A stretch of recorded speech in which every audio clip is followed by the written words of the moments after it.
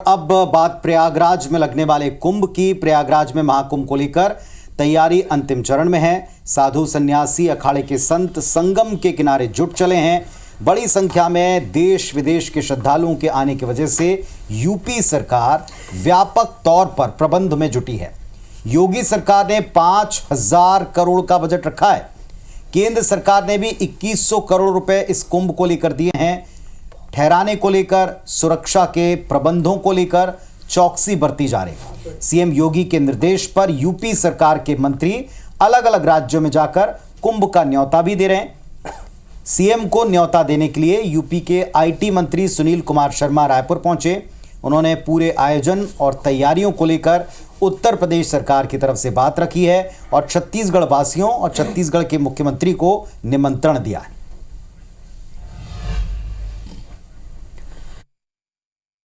इस समय पूरे देश में सिर्फ एक ही चर्चा है, वो है कुंभ, महाकुंभ। और महाकुंभ के इस पावन अवसर पर छत्तीसगढ़ आए हुए हैं उत्तर प्रदेश के आईटी मिनिस्टर सुनील कुमार शर्मा जी।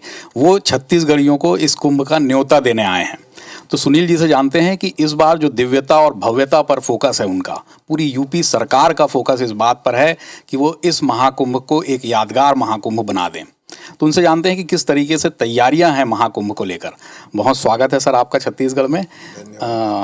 ये एक बड़ा अवसर है। पहले तो जी मैं ये कहना चाहता हूँ कि मैं उत्तर प्रदेश से आया हूँ, जो भगवान श्री राम की जन्मस्थली है, उनकी राजधानी है, और आया हूँ भगवान राम की माता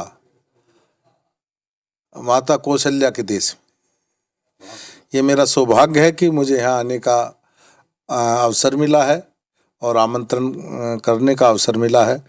माता कौशल्या के जो पवित्र भूमि है, जन्मभूमि है, यहाँ के सभी नागरिकों को मैं आमंत्रित करने आया हूँ।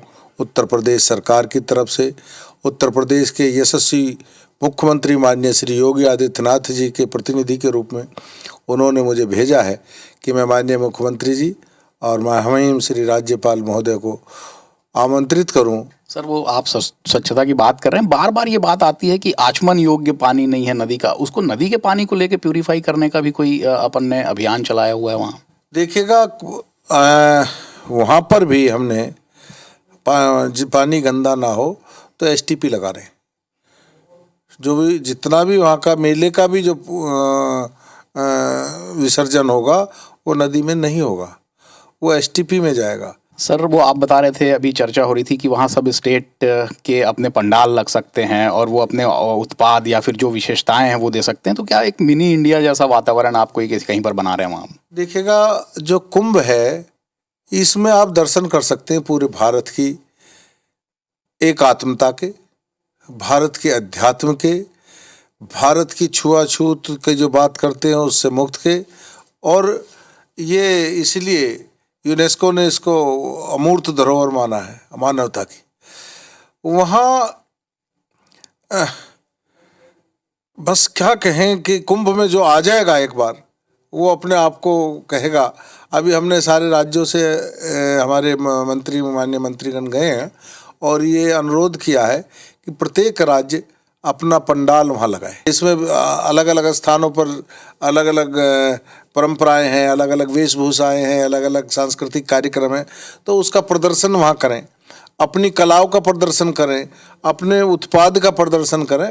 ऐसी व्यवस्था हमने की है ताकि संपूर्ण भारत का दर्शन करने के लिए लोगों को वहाँ मिले। सर, आप जब संपूर्ण भारत के लोगों को आमंत्रित कर रहे हैं, लेकिन इससे पहले एक विवाद हुआ था कि मुस्लिमों की एंट्री को लेकर, उस पर कुछ हुआ सर फैसला?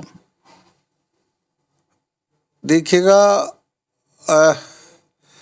जिसकी गंगा माँ में आस्था हो, आइए घोषित करिए कि मेरी माँ गंगा में आस्था है, मेरी सनातन में आस्था है। सनातन में आस्था रखने वाला कोई भी हो, उसका स्वागत है। अव्यवस्था फैलाने के लिए किसी को नहीं आने दिया जाएगा।